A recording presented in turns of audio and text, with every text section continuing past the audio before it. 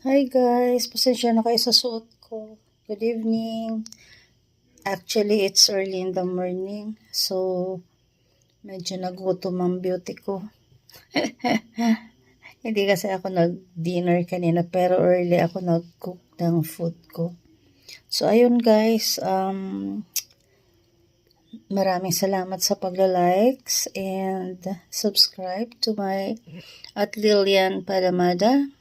That's why 5i sa aking YouTube channel. Ayan guys, salamat sa suporta. As a beginner, thankful ako sa mga nagsusubscribe and follow to my channel and also to my FB page. Ayan guys, so pakita ko lang sa inyo yung aking food for today. Ayan. Konting rice lang and then veggies. Tapos chicken, longganisa. And then meron ako here pag nagutom ako ng biscuit. And then I have my tea. Ayan. So dinala ko siya dito sa room ko guys para once na nagutom ako, eat na lang ako. Ayan. Ayan guys, so kanina this morning actually nag-register ako sa Yakap program ng PhilHealth. So I went to hindi dun sa office, meron silang parang mission here sa isang supermarket. So nagkataon naman na andun sila, so dun ako nag-register. Pero so far guys, ang init pagdating ko dun. Pag-check nila sa BP ko, medyo mataas. So sabi ko kasi tired pa ako, ang init sa labas, naglakad ako ba. Ayun, so what I did is nag-breakfast muna ako. And then may binili ako ng konting grocery. So nagpa-check ulit ako before ako umuwi. Ayan guys. So, nag-normal naman na yung BP ko. So, I'm happy and thankful. Actually, hindi naman ako masyado malakas kumain, guys. Not like nung bata-bata pa tayo because we're not getting any younger naman. I just keep myself busy in the morning. So, I like pagka MWF, pag Wednesday and Friday, early ako magising like 5:30 a.m. and then do housekeeping na. Tapos check my small garden.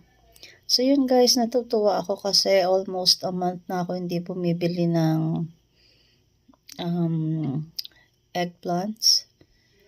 Although may tanim ako ng okra, but then tapos na yung yung harvesting season niya. So, konti lang, maliit lang guys yung garden ko. But then, thankful and grateful kasi napapakinabangan ko siya. And nag-harvest ako like every week. Ayun, so garden in the morning and then I do my part-time like 4 hours a week. Every day, 4 hours. So, Monday to Friday, quite busy tayo. So, weekends, wala naman po tayong work. Ayan, so parang, for me, pasasalamat because my children naman they are all working na. Although, syempre, hindi naman tayo pwedeng umasa sa mga anak natin. I am retired with my full-time job already. So, pagbigyan tayo, thankful. Pag hindi, thankful pa rin. Kasi, hindi na natin sila problema. Okay? So, yun lang naman yung pinapasalamat ko kay God. And then, so far, I'm still single Kasi widow na po ako. Like almost 2 years. 2 years na pala. Yan. Although I miss my husband, pero moving on, that's the reality. And he is happy up there in God's hands. Kasi lahat ng mga anak naman namin is naitaguyod ng maayos. And they are very responsible naman. Hindi naman ako nila nakakalimutan. So everything is fine for me. So okay na ako na ganito, single. Kasi medyo pinagdaanan ko din sa buhay sobrang hardship talaga. So anyway, past is past. And importante is moving on. Okay, guys.